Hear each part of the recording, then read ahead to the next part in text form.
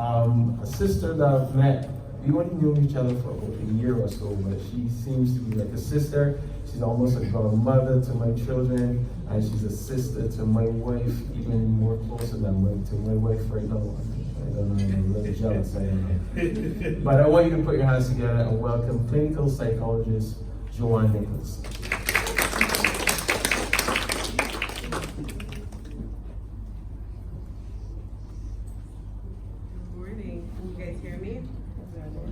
Can you hear me? Yeah. Okay, good. I don't like mics, but I'm gonna persevere, right? I gotta get used to calling him by his appropriate name. He's Ghazi to me. So, good morning again. I am very, very excited to be here. So Ghazi doesn't know that apparently our parents know each other because when my dad walked in, your mother hit the roof. So we might be related after this. Alright, so, and then I also see familiar faces. I don't know if they recognize my face. I don't think they do, but I see people that I went to high school with sitting in the room. Right there. Yeah. So it's exciting to be here.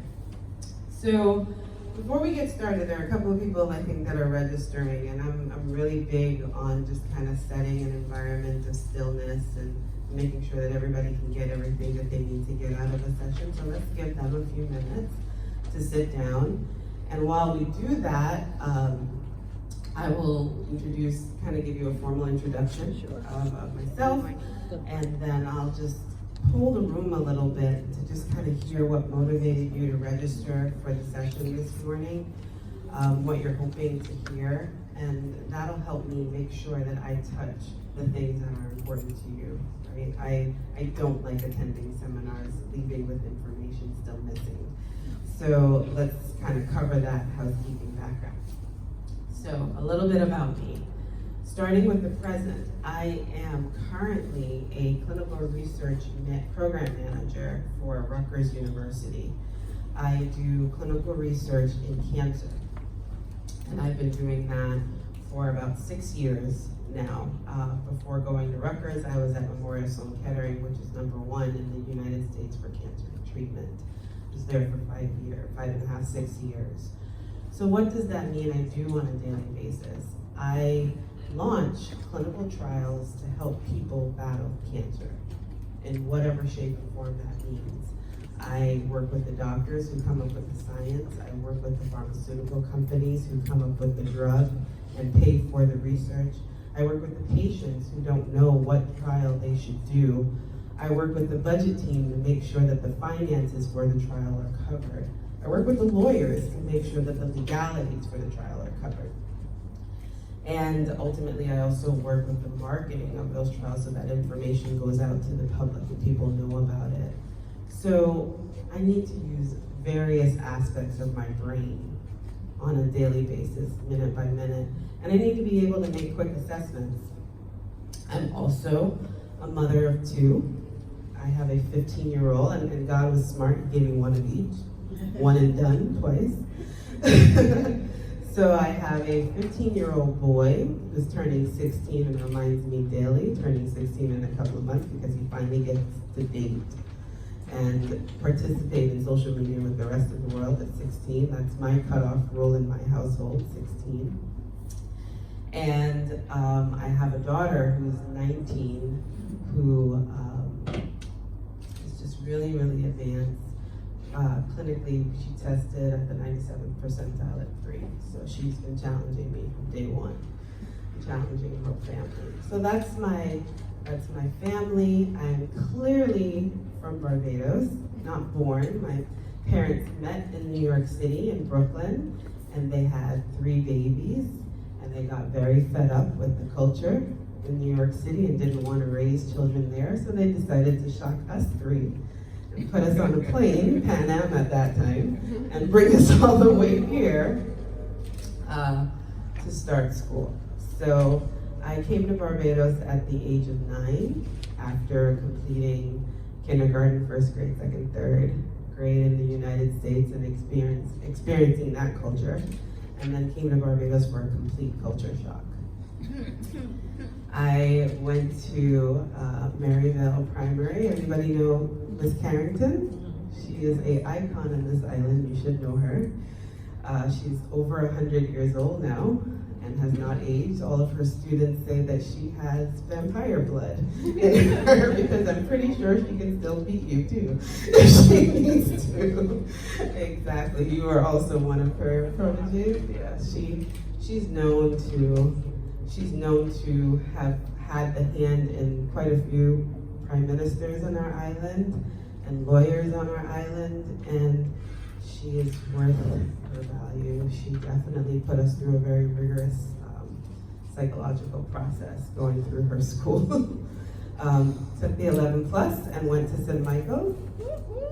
Yes, hashtag SMS all day, which clearly I'm related to Ghazi because he has one going to St. Michael's too in September. Yes, but went to St. Michael's. So after that, graduated at 16 because we do things right in Barbados, bless God, and returned to the US at 16 and started college at 16. My counterparts in college were 21, 22, 25. And because Barbados at that time, and I still believe has the fabric, did things right in our grooming of our children, I tested out of a lot of the courses as a freshman. And so I started college as a sophomore at 16 and had my associate's degree before I was 18. That's God, that's not me. That's the work that we do here in Barbados. That's the capacity that we have to do in Barbados. After doing that, I went to Indiana, got smitten by a guy, we call him a dude in New York City. And I went to Indiana and got my bachelor's, my first bachelor's degree in psychology. Fell in love with psychology and the mind, and then returned to the US where I enrolled at Columbia University in a clinical psychology master's program and got my first master's in clinical psych. After completing my first master's in clinical psych, I came back to Barbados to just kind of hang out and raise my children here, kind of repeating that same passage. So they went to St. Gabriel's. And I walked into the Ministry of Education, who was then, it was then being led by Miss Griffith. Wendy Griffith Watson. Wendy Griffith Watson. Wendy Griffith Watson. Griffith Watson, get it right. Who also St. taught me Michael. at St. Michael's and taught me how to eat with a knife and fork and how to speak in a public place and how to project and how to make sense and how to have, clear sentences with good punctuation and not do run-on and still have a presence.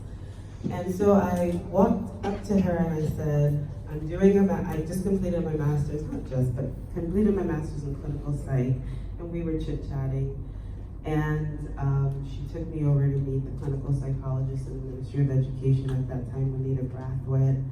And there was a desperate need in Barbados for a clinical psychologist in the school system at that time. All I know. Desperate need. Still all I know. Still. Yeah. Yes. Yeah. Definitely. Yeah. So this is why this information is critical, right? Because a lot of our kids will pass the entire system and not get testing, and so if you're capable of providing a little guidance along the way, then we're just going to be like those communities that help. So essentially, what happened was Juanita Brathwaite and I sat down, and a 3-year contract was established. Of course, I had to interview, but a 3-year contract was established for me to do psychological batteries for the Ministry of Education. So I did that for 3 years. Tested children at the secondary and primary school level for 3 years. Hundreds of kids. What did I find? I found beautiful babies. I feel like that's the point. I had children of my own, but I really fell in love with children when I started testing them. When I started seeing how multifaceted their brains were and how dynamic their brains were. So what does a psychological battery look like? A